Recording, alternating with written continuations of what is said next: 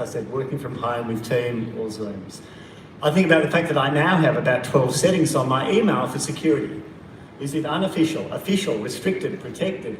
Is it anyone protected access, or do I need to sort of have it encrypted for internal use only? And then coming up on the plane this morning, the idea of NBN satellites now providing Wi-Fi on planes. You could not dream of that quarter of a century ago when this industry really got going. And in that time, our industry has had three big shifts as well.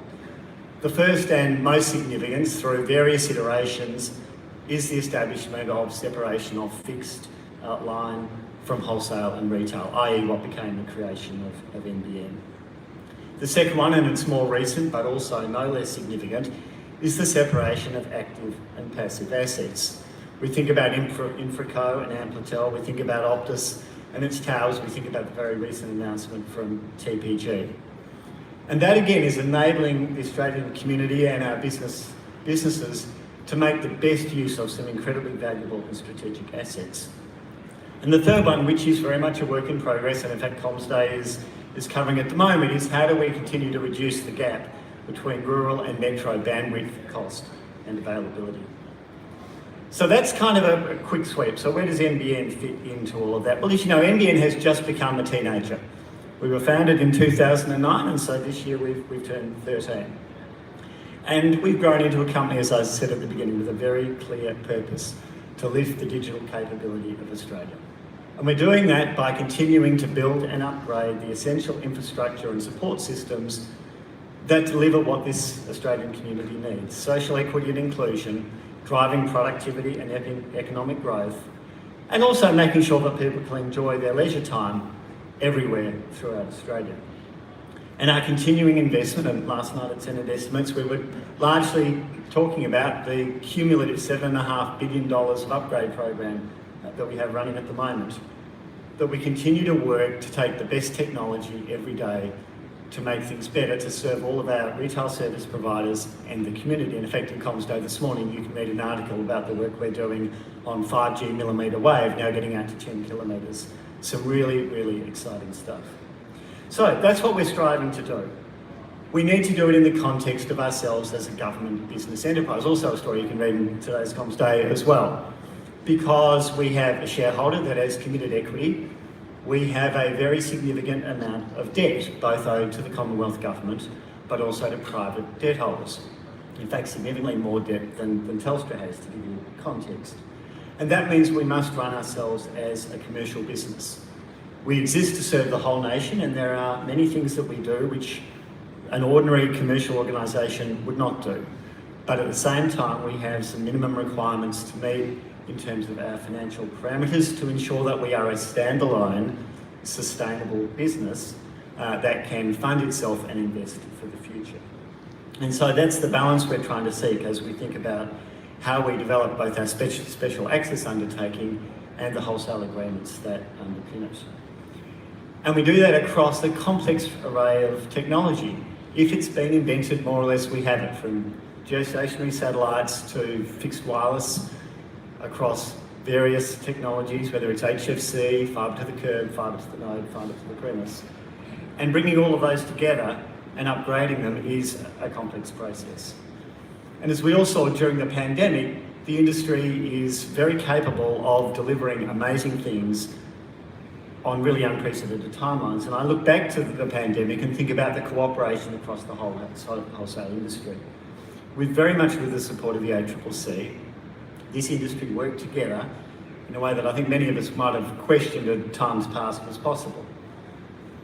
At NBN, to give you a very practical example of what that meant, early in February of 2020, we were looking and trying to work out just what might happen. One of our engineers had a contact at Telecom Italia. And for those who will remember, the very first place in the Western world to go into lockdown was Lombardy in northern Italy.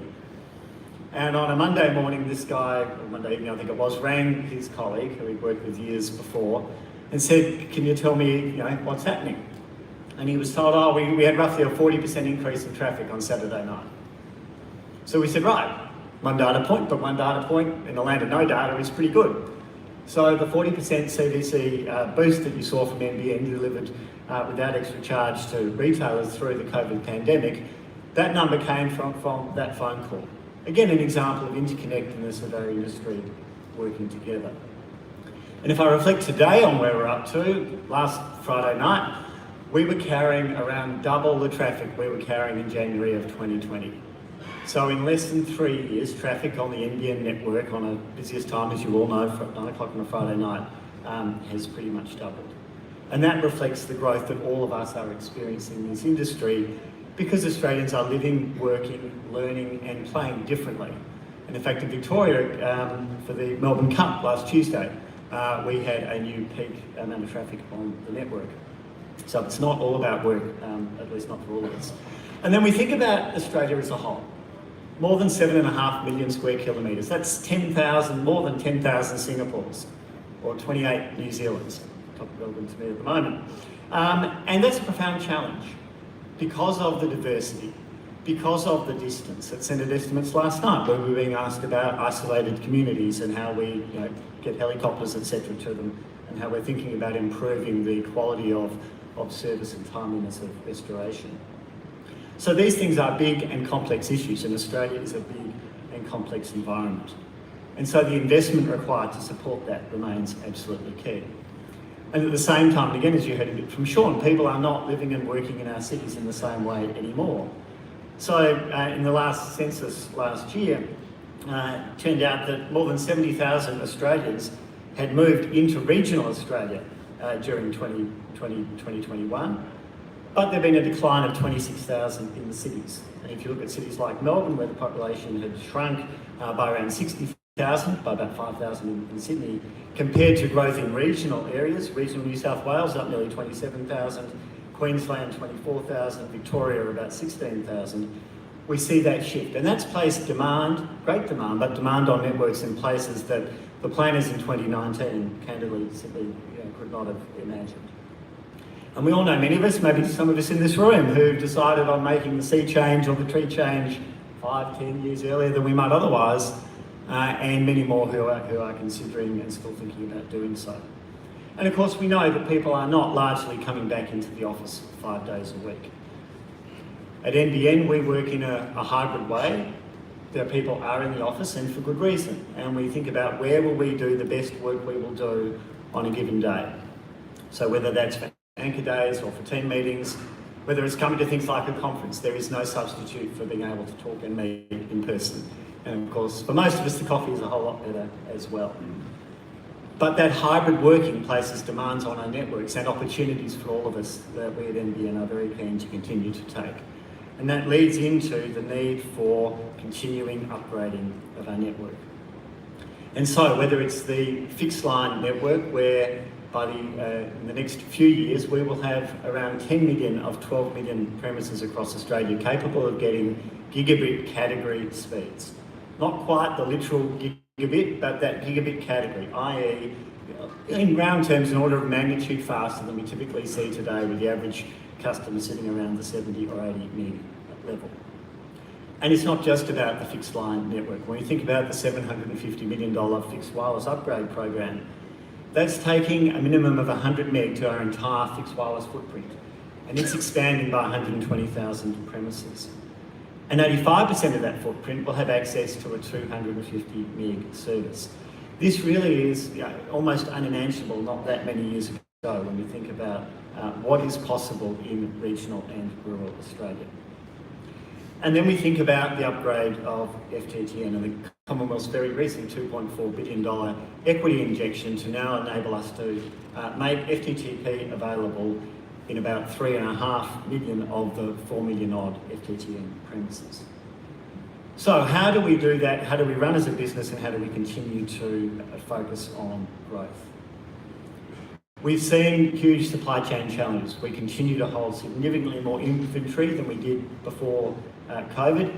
And if we all thought that these issues were a thing of the past, as we watch very public reporting around Apple, for example, at the moment, supply chain challenges remain very much a feature of our industry.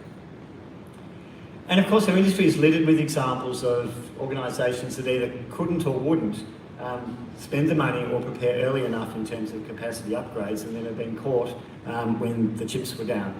courtesy of some unexpected event. And so for NBN, this remains an absolutely critical part of what we're doing. How do we keep investing at the right pace to ensure that as best we can, and we will never be perfect, but as best we can, how do we be ready for demand just that bit ahead of when it's actually arriving so that we can deliver when the country needs it most? And that ought to be our objective as a wholesale industry as well, to collaborate and do that. And you see a great example in Swoop, leveraging different suppliers in this room to supply a range of services that best meet customer needs. So we look at what is good enough for the next 18 years. If you go back to 2004, the average customer was on less than 512K. Today, the average customer is on more than 50 megabits. That's a 100-fold increase in 18 years. And I pick 18 years because from 2022 to 2040, which is the end date of our special access undertaking, that's the same amount of time ahead. Now, if that CAGR continued, we'd be at an average of 5 gig per household by 2040. Now, I have no idea whether we'll be at 5 gig by 2040. What I can tell you is that in 2004, a little company called Netflix was dropping DVDs into mailbags in the United States, and it was turning over about $40 million a month. Today, it turns over $40 million in less than 12 hours. So we are conceiving the NBN as a super fast network, and we're thinking by the end of 2025, how do we ensure that we have fibre available, i.e. gigabit category speeds, to 10 million or so of the 12 million premises across Australia. Which brings me to the SAU, the Special Access Undertaking. We are seeking to ensure that we have, for all of the different customer needs, a range of speed tiers and products available that meet those needs. We are very cognizant of the industry's and our own need to improve the quality of service. And indeed, during the course of the current WBA4, we've seen satisfaction levels increase significantly and customer dissatisfaction in residential drop by an order of 40-50%. And that wasn't because of a contractual commitment, that was because NBN, in partnership with the retailers, is seeking to do a better job for customers. And so as we look at the SAU as a baseline, and we think about each version of the wholesale broadband agreement as the next step on the ladder, lifting that baseline, that is very much how we're thinking about these arrangements. And when setting things for the very long term and making very binding commitments to do so, it's critically important that we have the surety that we will deliver as we do that. So we have a big upgrade program ahead. We are seeking likewise to improve what we're offering the industry through both the extension of WBA4 and through WBA5. And to that end, in fact, today, as we move forward on WBA5, we are releasing a further update on our consultation process for WBA5. Again, this is focused on how we implement a revised SAU, which we are aiming to file as soon as we can, and there is very, very active work aiming to get that to finalisation as soon as possible. The reason being that we need the consultation process in a formal sense on the SAU to start as soon as possible in order to hit the middle of 2023 timeline. So in the proposal today, we're outlining 6 key items. Firstly, focused on utilisation-based CVC. In other words, paying for what you use, not trying to imagine or guess or predict what you're going to use and paying in advance. Secondly, adjustments to CVC inclusions. And of course, we don't mean we're reducing them. Proposals around voice-only bundles. More billing price configuration changes. Addressing a range of issues around overbooking of CVC TC4 on NNI, and finally there's overage waiver information coming as well. And there's a further consultation paper coming on the 16th of December, focusing on things like the change right amendments. This is part of the regulatory review process under the SAU, where there are different modules as we go forward. Further consultation on network utilisation rules, on some of the SAU-driven service level schedule changes. It sounds technical, but I know many of you in this room are particularly interested. And finally, at least as far as I can go today, there's more on the SFAA term as well. These agreements are kind of like painting the harbour bridge. It feels like every time you just finished and you've got one, we sort of start on the next one. But that reflects the ongoing evolution and our ongoing work with retailers to improve the quality of what we're doing, the quality of interworking, and ultimately to lift the digital capability of Australia. So I have to say, I've sat, as you heard, on the other side of the WBA in a past life, and I often wondered why was NBN doing some of the things in the way that it was doing.